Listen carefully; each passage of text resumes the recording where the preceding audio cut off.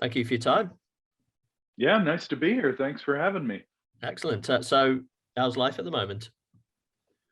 Well, it's exciting to be getting back on the road Yeah. after almost 2 years of being at home, which is something that hasn't happened to me in 3+ decades. Yeah.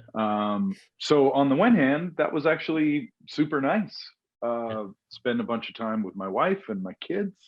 And but I miss playing live. It's Yeah. one of the best things about being in a rock band. I love writing, I love recording, but the live show is the best part. It always has been. And so I've missed that. Luckily, we've gotten, 15 or 20 shows under our belts Yeah. here in North America. So it's not like we're coming to you rusty over in the UK. We got all the kinks worked out. We're ready to rock. Well, we're the same in the UK. As soon as shows came back, it was like back to normal. So Yeah. all good. But like I said, I mean, 16th studio album came out last year. I mean, what was that process like? 33 years as a band, you must have thought you'd seen everything till obviously the last 2 years. So what was that like? On the one hand, it was a bit disconcerting to have the record started and then go into a holding pattern as all the studios closed. And part of me thought, oh, this is going to be weird for the record. Like we're kind of getting out of the vibe. We're getting, taking time away from that intensely creative process. But it ended up being really good for the record because it gave us some time to reflect on what we were making, really kind of reanalyze where we were taking some of the songs. So some of them we actually kind of started fresh when we went back in the studio. Other things we stripped away things that were there already. Songs like Live Well, where we realized the bed track is perfect. Like that's all it needs to be. Let's take out all these overdubs and just hear the band playing live in my living room, which is how we recorded it. And it's kind of a perfect track. So, some things needed more attention, some things needed less. And the lockdown afforded us the luxury of time, which is something we've never had while making a record. Yeah, I mean, we've spoken to a lot of bands over the last 2 years, and a lot have said the same thing: is that the music industry is a brutal industry, and that being forced to take that break's helped them a lot. Obviously, you started writing the album prior to the pandemic. Did the vision for what was the vision for what you wanted for the record different back then? I try not to think about what the vision for a record is until we're making it, because all I'm trying to do is communicate ideas. I'm trying to tell stories. I'm trying to work things out emotionally, and I don't know what that is going to make as a body of work until we're in there making it, because Jim is bringing songs too, and Kevin's bringing songs, and so ultimately then when we start rehearsing for the record, we see, oh well, that's going to make a really nice complement to this group of songs, and this will hang nice here, and oh, this might be a cool way to open the record. And I try not to presuppose any of that though until we're actually getting down to the nuts and bolts of the record. It's funny thematically how much of the record really kind of fit with what then happened. I think songs like New Disaster were certainly inspired by the political climate in North America over the previous 4 years or so. But it really made sense with then what happened going into lockdown globally, and the way the media kind of played on everybody's fears and expectations. It was a difficult time to navigate, and I think there's a lot that I was processing before the pandemic happened that really made sense once the pandemic did happen. Definitely. I mean, one of the things I read that you've said about the album is that it's more of a journey than or a journey, not just a record. I mean, did it kind of, like you talked about with the pandemic throwing things up, did it take you down different routes than what you'd originally planned? Yeah, and that's always a pleasure. I mean, when you follow your creativity and you follow the song, I mean, that's always been the goal of our band, serve the song. Yeah. You know, to we don't decide, oh, we're gonna make this record's gonna be rocking, so everything's gonna be rocking. You know, we look at a very uh skeletal song and say, what does this need? It, does this need a very simple approach? Does this need a high production approach? How can we best present this idea? Yeah. And it's one of the joys of being. Well, I think it's a joy. Being in a band is a cool thing, period. But in our band, we've always felt the freedom, the liberty to just go where the music takes us. Yeah. And that is a true joy when you don't know what you're making until you've made it. That's really exciting.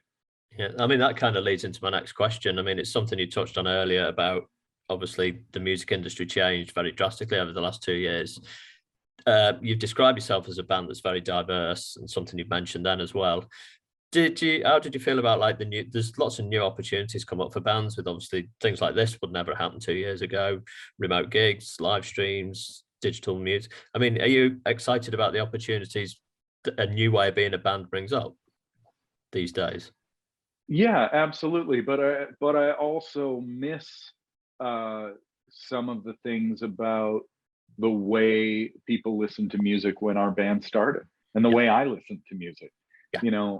I think about the fact that when I hear a new artist now, and I think this happens with a lot of people, I hear a song that I like, you know, and then I go download 6 records by that artist, Yeah. and I probably won't go listen to them.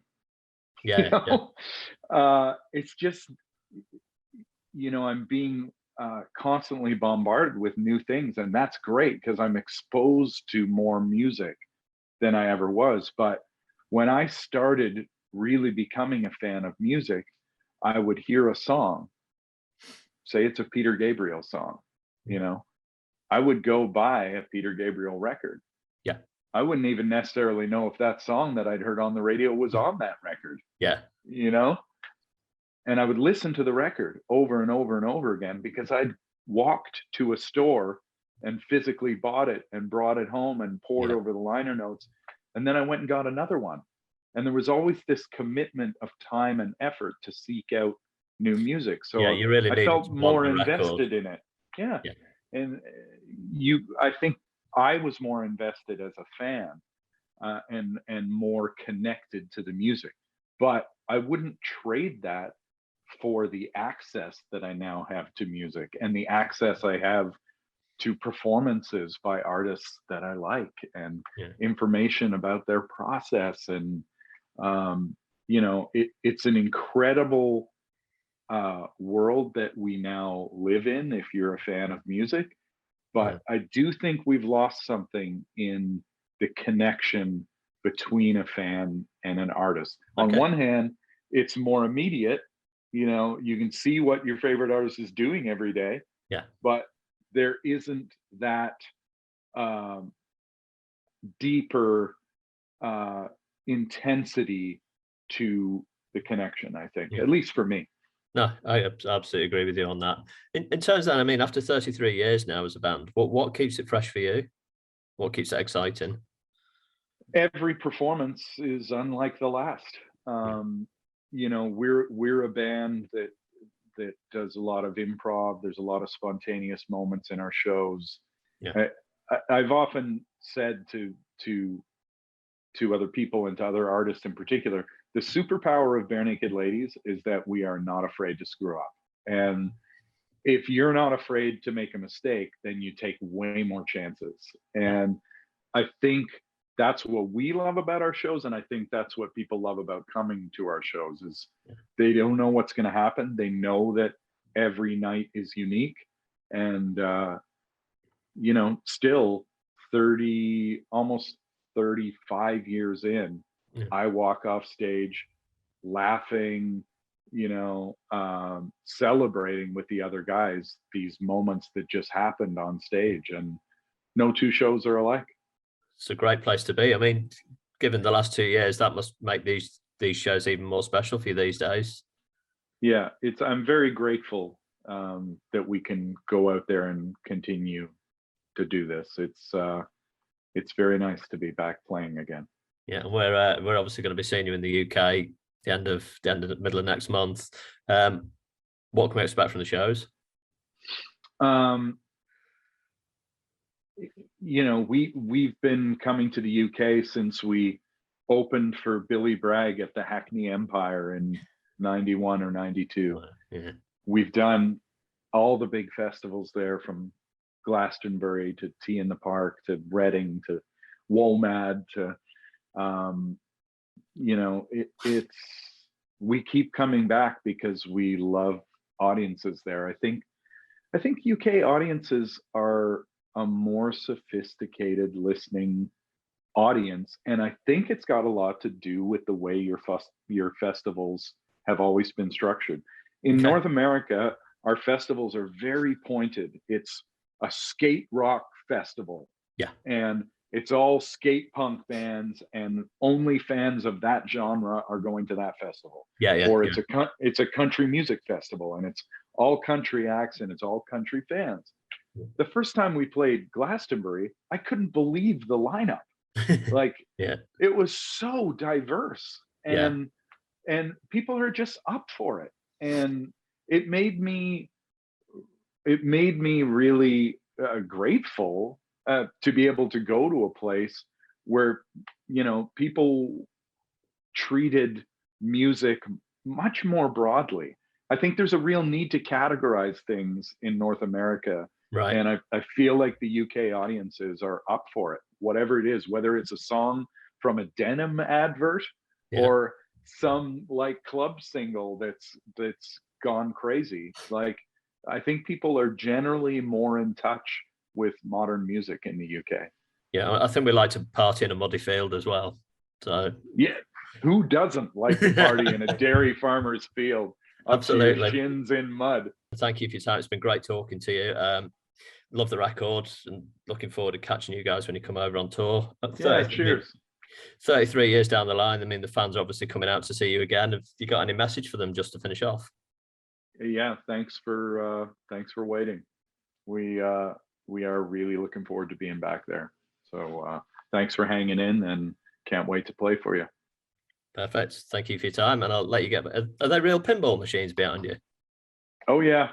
Oh wow. I've been collecting them since the late 90s. I've got. Oh wow. Okay. Okay. So you've got something to keep you busy over the last 2 years then. Oh yeah. These and 30 more. Really? Yeah. It's what I think. There's a term they have for it in the UK. It's mental illness. That's what it is. Yeah. All right. Yeah. I share the same illness. Have you got the Kiss one?